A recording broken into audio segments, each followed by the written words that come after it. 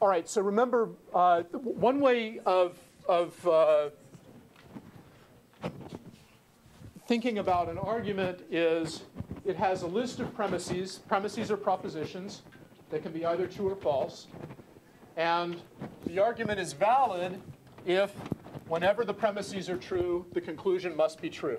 So I might have a premise that says P is true, a premise that says if P is true, then Q is true.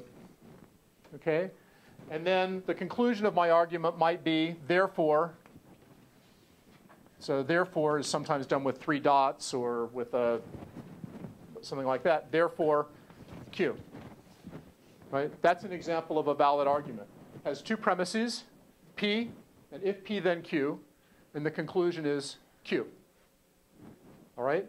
Another way of writing this, another way of checking whether the argument is valid is whether the conjunction of the premises implies the conclusion. So that's saying, another way of saying that, so if we have P and P implies Q, does this in fact imply Q? So if no matter what you put in for P and Q, this thing evaluates to true, then the argument is valid. Okay? If there were a combination of P and Q that makes this whole compound proposition false, then the argument isn't valid. Because the claim is that if these 2 things are true, then this must be true. Right?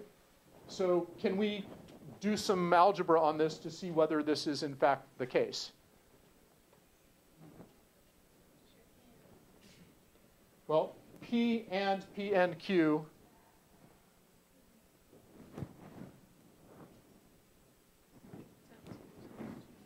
Sorry, P and if P then Q. Sorry, I said it wrong.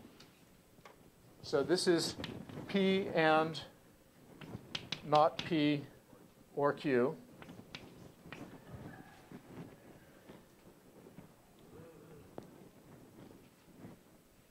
Okay. What if P and, is this going to help the truth value at all, the not P? No, the only way this can be true is if P is true. If P is true, that's false. So we have false or something, which is just the something. So this evaluates to P and Q, right? So we've got P and Q implies Q is where we are right now. Sorry, this was just this being reduced. Okay, so this implies this is either not that or that. Right? So we have not P and Q or Q.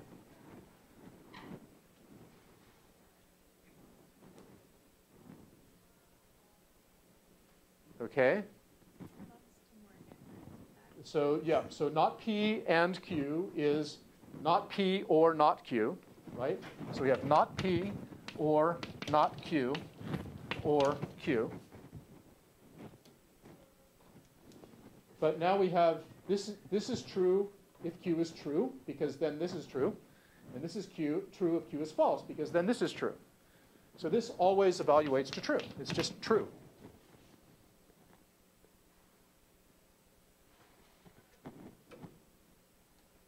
Does that make sense? So this argument is logically valid because the premises taken together, the conjunction of the premises, does indeed imply the conclusion as a matter of math.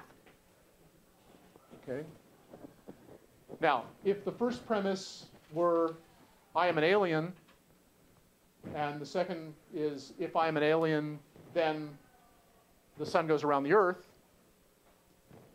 then this is logically valid, but it isn't sound because, at least I don't think I'm an alien. But, okay.